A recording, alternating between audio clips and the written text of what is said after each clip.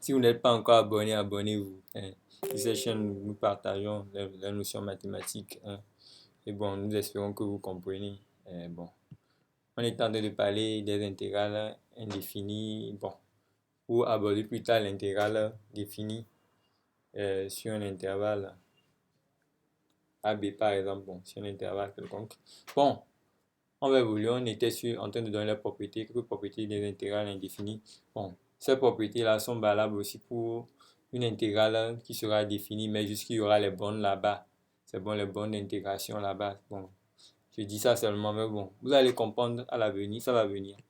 Ok, et j'ai fait aussi un exemple qui va illustrer la propriété là. Bon, ce qu'on a dit ici, quoi? Propriété de l'intégrale indéfinie. La première propriété, c'est que quoi? Intégrale de k f de x de x, c'est égal à k fois intégrale de f de x de x, où k est une constante réelle. C'est-à-dire quoi? Si on prend k comme 2, on prend x et f de x comme x. Donc, c'est-à-dire qu'on veut calculer l'intégrale de 2x dx. C'est bon? Notez ça, hein. Moi, je dis ça, mais vous allez noter. Vous allez bien comprendre. Donc, ça veut quoi? J'ai dit ici, bon, ok, j'ai mis 2 ici, non? Et j'ai mis ici, non? C'est bon? Donc, ça veut quoi? Ça fera ici, c'est que intégrale de 2x f de dx, quoi. Ça va être égal à intégrale de 2 intégrale de x dx, c'est bon? Ça veut dire que 2 est un réel, 2 éléments de vous êtes d'accord, non? C'est clair? Maintenant ici, bon, les propriétés de linéarité de l'intégrale, bon. Bon, quand on prend par exemple l'intégrale de f de x plus g de x, le tout de x, donc c'est égal à l'intégrale de f de x dx plus intégrale de g de x dx. C'est valable dans le cas où c'est moins aussi. Donc ça fait intégrale de f de x moins g de x. Le tout de x, ça fait intégrale de f de x dx moins intégrale de g de x dx. C'est bon, c'est clair? Donc on va faire l'exemple là pour expliquer les choses. Puis bon,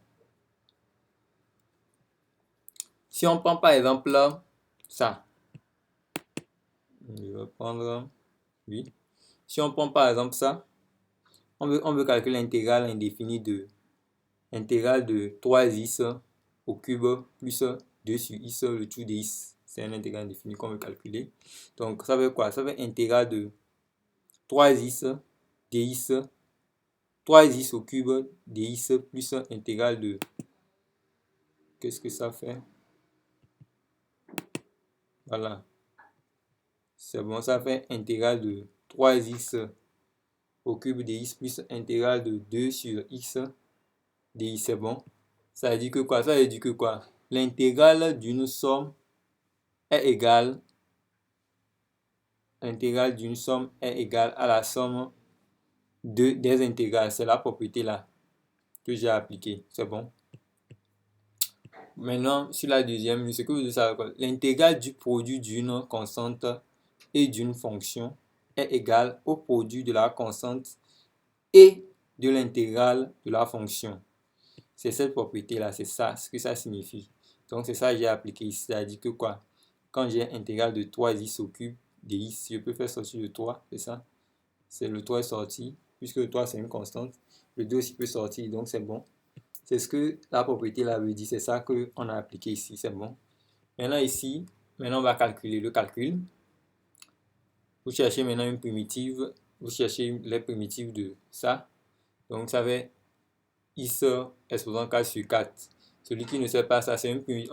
On est en train de chercher les primitives de x puissance n sur x puissance n. Donc ça va être x puissance n plus 1 sur n plus 1. Donc c'est bon, non? J'ai expliqué ça avec la formule, c'est un rappel, j'ai fait pour vous. Donc ça veut dire que vous allez gonfler ici. Ça fait x 3 plus 1. C'est pour ça que ça fait 4 sur 3 plus 1, ça fait 4. C'est bon. De même ici, bon, pour ici, vous avez une forme particulière ici. C'est u' sur u. C'est-à-dire quand vous avez u' sur u, on veut chercher une primitive de u' sur u. Donc on obtient ln de valeur absolue de u. Donc c'est-à-dire que vous allez voir, si on prend x comme étant u, donc x égale à u, donc la dérivée c'est de x c'est 1. Donc c'est pour ça le u' c'est 1 ici. Donc c'est pour ça que ça va être 1 sur x. Donc ça va être ln de valeur absolue de u. Or, le U, c'est X. C'est pour ça que je dis ça avec ln de valeur absolue de X. C'est clair. J'ai expliqué ça. Écoutez bien. Vous pouvez mettre sur pause et écouter pour bien comprendre. Comme c'est les primitives, donc ça va plus la constante. Donc maintenant, on revient.